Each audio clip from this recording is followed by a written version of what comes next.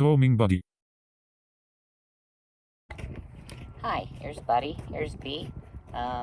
Buddy's a retired ranch horse, working on his lameness, trying to get him into his new trailer that he hates. So he's been out at pasture, so with grooming for him, as well as I guess you would consider his show grooming. Today I'm just going to cover the basics of what I do with him. I used this. It's got a double head on it. Some people call it curry, some people call it blade comb. I call it a blade comb because I call something else a curry comb. And you can see I've been using it on him. He is shedding like crazy. The temperatures have been everywhere from 30 to 80. I like this because it's got enough blade on it to get rid of the dirt and pull the hair. Buddy's a flea bit Appaloosa, 20 years old, and with him, he is used to kind of aggressive cleaning because he stays as a dirty boy. So I'm going to continue this all over his body, getting off the big hunks of dirt. He got bit a couple days ago, so I've treated that. He's super fuzzy on the belly. He's a roller. Here, they don't pick up the hair or anything. I'm out by my trailer, so there's not even a place to sweep it. If I were in a barn that had any rules, I would sweep. The next thing I do is I call this a curry.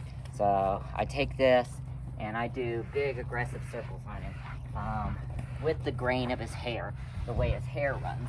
And I really like to get into his hocks because that's where he's got some lameness issues on the other side. And you can see fur is flying, hair's going everywhere. So this is really effective for him in this time of the year to getting him slicked off and getting him down to his coat that we all love and like. I use a shedding blade. It's more effective. This is my small one. I have a big one, but I really like it because you can get into the contours of their body with it, and it's just a little addition to what the video was that I watched with the grooming. And you can see it really pulls off some hair. The next thing I like to do is I like to take this bumpy guy and just kind of massage over him. And again, I do this over his whole body. And it's kind of a bigger curry. And it's really relaxing. And it's good for him because he needs the body work. And again, I just rotate on big circles. I put a lot of pressure on it because I want those little bumps to kind of sink in. I have a stiff bristle. I don't use a soft bristle. With him, it's just no reason. So nice long strokes with this, pulling it off. He's got a lot of dirt up at his head. I'm gonna be changing his fly mask out. So again, I kind of use the same method of how she was doing, really like putting some pressure behind it instead of like little soft strokes. I really put pressure behind it, and I think that increases his circulation. I have a glove that I use. I had two, but my friend has the other one in her car. And this is really nice for him because then I can go down on his legs and his bony prominences and kind of really work the dirt and the mud out of him because he stays out in a pasture. It's been raining, it's been flooded, he's been knee deep in mud, his feet are covered in dirt.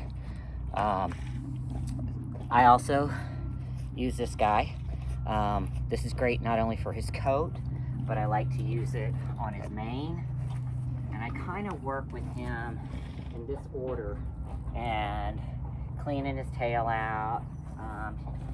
From the ranch I got him from, he had diarrhea, so instead of cleaning his tail out, they just cut it out.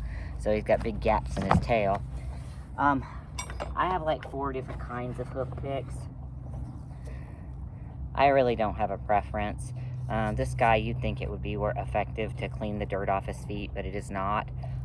So it's just kind of a useless thing. This thing's a little more stabby than I like, kind of sharp. This is actually my favorite, and it's just a hook loop. With Buddy, he has cancer in his left eye. He's blind in his right, so he's got super runny eyes. So when I pull his fly screen off, I always wash his eyes with some saline. I'll be going over in the next video, in addition to what I would do if he did any kind of show prep. I massage him with this. It's a really great device. It's developed on humans. I work him over with this before I do kinesiology taping on him. I put some triple antibiotic, and I had sealed this off with just some Jensen Violent because it's been so rainy and cold. It has a sealant. This is a coat sheen. I'll do that in my show prep. This is fly spray. It's fly season in Colorado. I always mix it and put it in a red cap bottle. This is the fly screen he'll be changing to, and I do this not only to protect him from flies getting in his mucous membranes, but I also like to use it because he has a cancer eye, and he's got a pink eye on his left side. So I'm gonna cut this off, or actually I'm gonna see if I can just lower it some so I can show you doing the portion on his feet. So here we go. These are Buddy's feet. He's lame in the front area. He has strange conformation. He's pigeon-toed, and he is super dirty. That's not going to get cleaned today because he's going right back in the mud, but I will lift his foot and show you his foot.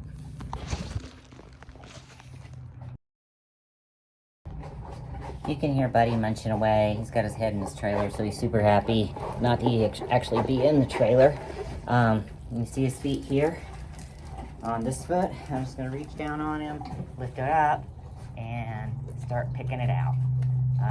I like to have it to where I can see his frog. I get all up into the crevices, the seed of corn.